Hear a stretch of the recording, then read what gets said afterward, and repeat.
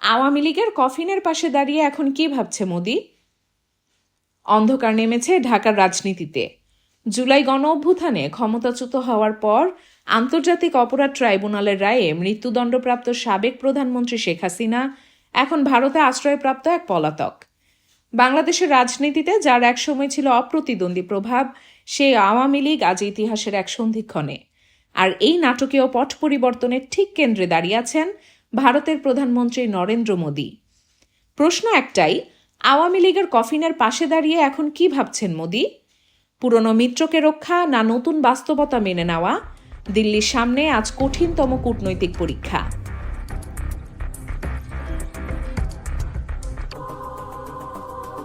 বাংলাদেশের রাজনীতিতে গত ১.৫ দশক ধরে স্থিতিশীলতা বজায় রেখেছিল আওয়ামী লীগ, যার কেন্দ্রে ছিলেন শেখ হাসিনা। আর এই স্থিতিশীলতা ছিল ভারতের ভূরাজনৈতিক ও নিরাপত্তা স্বার্থের জন্য অপরিহার্য। সীমান্ত সুরক্ষা থেকে শুরু করে আঞ্চলিক যোগাযোগ, সব ক্ষেত্রেই দিল্লির প্রধান নির্ভরতার প্রতীক ছিলেন হাসিনা। কিন্তু সামরিক নেতৃত্বাধীন অন্তর্বর্তী সরকারের অধীনে ঐতিহাসিক রায়ের পর সব সমীকরণ পাল্টে গেছে। বিস্ফোরক রায়, মানবতা বিরোধী অপরাধে সাবেক প্রধানমন্ত্রীকে মৃত্যুদণ্ড, প্রত্যর্পণের দাবি। বাংলাদেশের পররাষ্ট্র মন্ত্রণালয় ভারতকে আনুষ্ঠানিকভাবে শেখ হাসিনাকে ফেরত পাঠানোর আহ্বান জানিয়েছে। দিল্লি এখন এক ট্রিকি সিচুয়েশনে। একদিকে ঘনিষ্ঠ মিত্রের প্রতি আনুগত্য, অন্যদিকে বাংলাদেশের জনগণের আবেগ ও নতুন সরকারের সঙ্গে সম্পর্ক রক্ষা। এক ভারতীয় বিশ্লেষক আল জাজিরাকে বলেছেন, কোনো অবস্থাতেই ভারত তাকে প্রত্যর্পণ করবে না। তবে এই অনীহা কি কূটনৈতিকভাবে সহজ হবে? প্রধানমন্ত্রী মোদি জানেন, এই সিদ্ধান্ত ভারত বাংলাদেশের ভবিষ্যৎ সম্পর্ক নির্ধারণ করবে। তার সামনে এখন দুটি জটিল পথ। প্রত্যর্পণ চুক্তির শর্ত মেনেই ভারত এই অনুরোধ প্রত্যাখ্যান করতে পারে, যদি অভিযোগগুলোকে রাজনৈতিক উদ্দেশ্য প্রণোদিত মনে করা হয়। ভারতের রাজনৈতিক দলগুলোর মধ্যে শেখ হাসিনাকে ফেরত না পাঠানোর বিষয়ে স্পষ্ট অনীহা আছে। সুবিধা, দীর্ঘদিনের পুরনো ও পরীক্ষিত বন্ধুকে রক্ষা করা। অসুবিধা, বাংলাদেশের নতুন সরকারের সঙ্গে সম্পর্কে চরম অবনতি। ঢাকার কাছে এটি বিরূপ কূটনৈতিক সংকেত হিসেবে বিবেচিত হতে পারে। জনগণের বিরূপ মনোভাব আরও বাড়ার আশঙ্কা। মোদি যদি জনগণের আকাঙ্ক্ষার প্রতি নমনীয় হন, তবে এটি হবে দলকেন্দ্রিক মডেল থেকে সরে আসার এক বড় পদক্ষেপ। সুবিধা, বাংলাদেশের জনগণের আস্থা অর্জন ও অন্তর্বর্তী সরকারের সঙ্গে কাজ করার পথ তৈরি। অসুবিধা, আঞ্চলিক রাজনীতিতে পুরনো প্রভাব হারানো, নতুন সরকার ভারতের প্রতি কতটা নমনীয় হবে তা অনিশ্চিত। মোদি কি ভাবছেন? দিল্লির কর্মকর্তারা ইঙ্গিত দিয়েছেন, শেখ হাসিনার সাময়িক আশ্রয় অপরিবর্তিত থাকবে। কারণ ভারত মনে করে বিশেষ রাজনৈতিক পরিস্থিতিতে তাকে আশ্রয় দেওয়া হয়েছিল এবং সেই কারণ এখনও বিদ্যমান।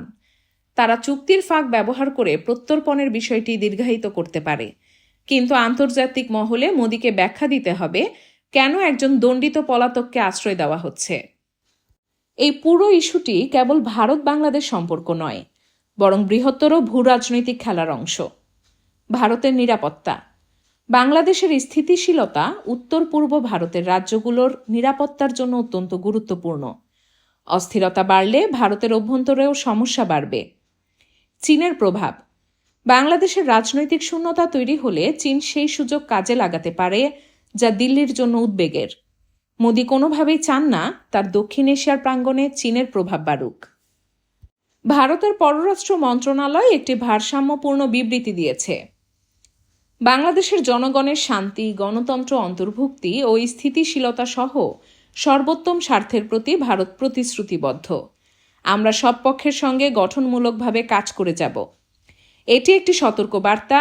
ভারত দলীয় সম্পর্কের ঊর্ধ্বে উঠে জনগণের স্বার্থের কথা বলছে, যা বর্তমান পরিস্থিতিতে একটি নতুন কূটনৈতিক কৌশল হতে পারে। আওয়ামী লীগ সরকারের পতনের সঙ্গে সঙ্গে ভারতের পছন্দসই গণতান্ত্রিক মডেল আপাতত শেষ। মোদি এখন এক নতুন বাস্তবতার সামনে। জনগণই এখন রাষ্ট্রীয় সম্পর্কের প্রধান নিয়ামক। দিল্লির অবস্থান থেকে স্পষ্ট, তারা এখনই শেখ হাসিনাকে ফেরত দিচ্ছে না। তবে এটাও নিশ্চিত যে এই সিদ্ধান্ত ভারতের উপর কূটনৈতিক চাপ অব্যাহত রাখবে। আওয়ামী লীগ কার্যত ক্ষমতাচ্যুত, আর মোদি এখন সেই পুরনো সম্পর্কের কফিনের পাশে দাঁড়িয়ে নতুন এক ভারত বাংলাদেশ সম্পর্কের জন্ম দেখছেন। দিল্লি কতটা সূক্ষ্মতার সঙ্গে এই পরিস্থিতি সামাল দেয় তার উপর নির্ভর করছে আগামী দিনে দক্ষিণ এশিয়ার ভূ রাজনীতি। দর্শক, আপনার কি মনে হয় মোদির এই পরিস্থিতিতে কি করা উচিত? তিনি কি শেখ হাসিনাকে আশ্রয় দিয়ে সম্পর্ক খারাপ করবেন, নাকি বাংলাদেশের জনগণের আকাঙ্ক্ষাকে গুরুত্ব দিবেন? কমেন্ট বক্সে আপনার মতামত জানান।